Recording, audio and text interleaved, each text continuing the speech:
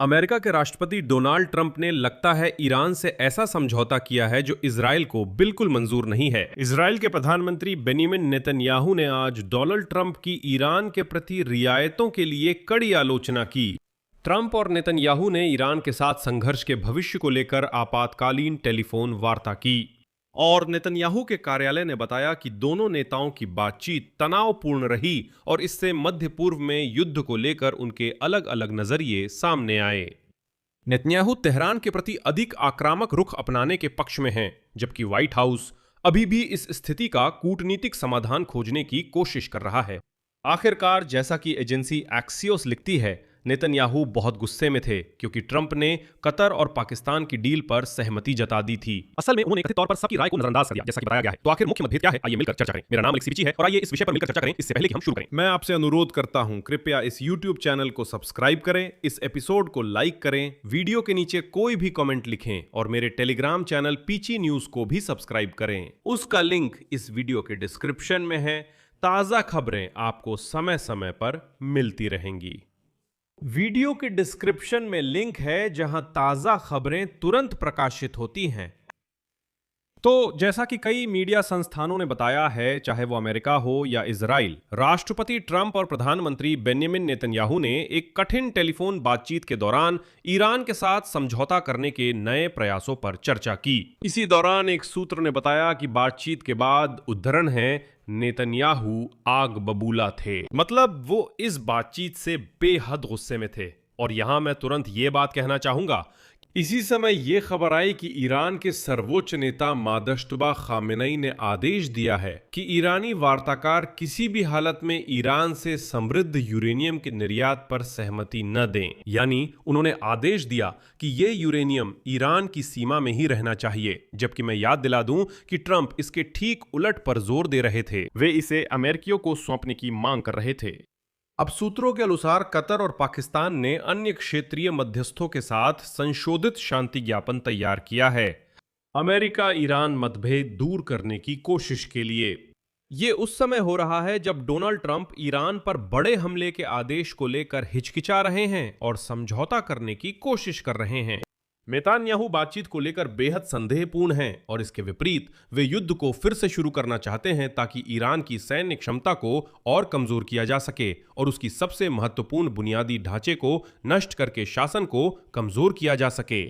Trump लगातार ये कहते आ रहे हैं कि उनकी राय में समझौता हो सकता है, लेकिन अगर ऐसा नहीं हुआ तो वे युद्ध फिर से शुरू करने के लिए तैयार हैं।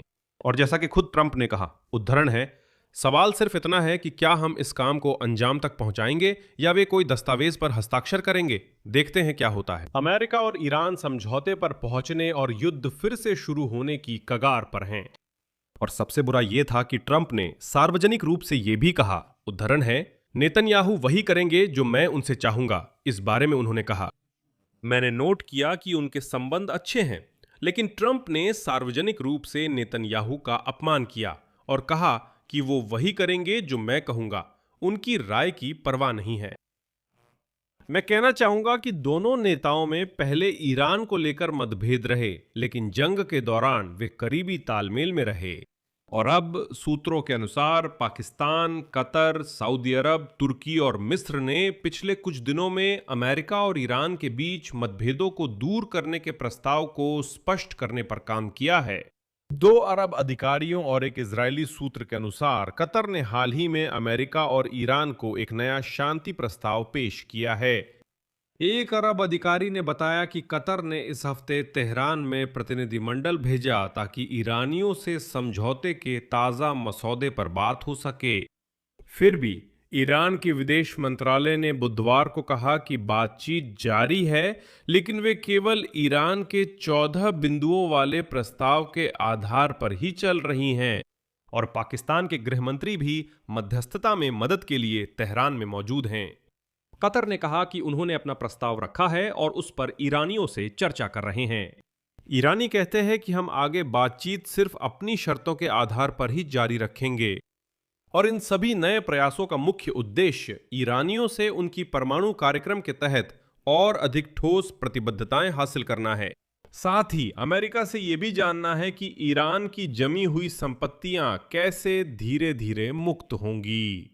फिलहाल स्पष्ट नहीं है कि ईरानी इस प्रस्ताव से सहमत होंगे या अपना रुख काफी बदलेंगे। कतर ने बयान दिया, उद्धरण, जैसा कि पहले भी कहा गया था, कतर ने पाकिस्तान के नेतृत्व में मध्यस्थता के प्रयासों का समर्थन किया है और आगे भी करता रहेगा। हम लगातार संघर्ष को कम करने के पक्ष में हैं। ये क्षेत्र और इसकी जनता के हित में है। इन प्रयासों के बाद कतरियों ने तेहरान और वॉशिंगटन के बीच संवाद की कोशिश की। डोनाल्ड ट्रंप ने नेतन्याहू के साथ ये लंबी और जटिल टेलीफोन बातचीत की। डोनाल्ड ट्रंप ने नेतन्याहू को बताया कि मध्यस्थ आशय ज्ञापन पर काम कर रहे हैं, जिसे अमेरिका और ईरान युद्ध खत्म करने के लिए साइन करेंगे। अहम है 30 दिन की वार्ता अवधि की शुरुआत। ऐसे मुद्दों पर जैसे ईरान का परमाणु कार्यक्रम और हार्मुज जलडमरू मध्य को खोलना। मैं फिर दोहराता हूं, ये शांति समझौता या युद्ध का अंत नहीं है, ये एक आशय पत्र है, बस ये दर्ज करने के लिए कि ठीक है, इस चरण में हम किसी पर बमबारी नहीं करेंगे। हम 30 दिनों के लिए सिर्फ बातचीत की प्रक्रिया शुरू करते हैं। लेकिन ट्रंप और नेतन्याहू के बीच आगे की कार्रवाई को लेकर मतभेद हो गए और अमेरिका के एक सूत्र ने कहा कि बातचीत के बाद बीबी के बाल जल रहे थे। ये एक मुहावरा है, मतलब वो इतनी ज्यादा गुस्से में था कि उसके बाल जैसे जल उठे। वॉशिंगटन में इजराइल के राजदूत ने अमेरिकी सांसदों को बताया कि नेतन्याहू इस कॉल को लेकर चिंतित हैं।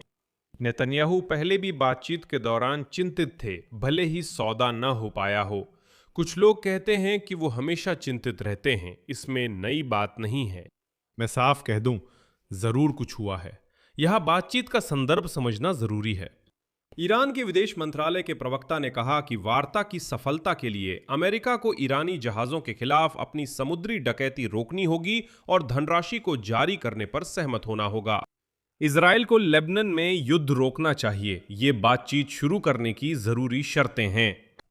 ट्रंप ने कहा कि अगर, उद्धरण, हमें सही जवाब नहीं मिला तो युद्ध बहुत जल्दी फिर से शुरू हो सकता है, लेकिन वो बातचीत को कुछ और दिन देने के लिए तैयार हैं। लेकिन ये संकेत है कि ट्रंप ईरान से ऐसी डील कर सकते हैं जो इजराइल को मंजूर नहीं है, और ये साफ दिख रहा है। असल बात यह है कि डोनाल्ड ट्रंप से बातचीत के तुरंत बाद नेतन्याहू ने घोषणा की कि वो आने वाले दिनों में ट्रंप से व्यक्तिगत मुलाकात के लिए तुरंत वॉशिंगटन आना चाहते हैं, और ये इस बात की ओर इशारा करता है कि नेतन्याहू खुद ट्रंप को मनाने आना चाहते हैं कि वो गलती ना करें। यहां मैं विराम लगाता हूं। अपनी राय और निष्कर्ष इस एपिसोड के नीचे कमेंट में लिखें। चैनल को सब्सक्राइब करें, बेल आइकन दबाएं और लाइक करना ना भूलें। बस इतना ही। अपना ख्याल रखें। सबको अलविदा।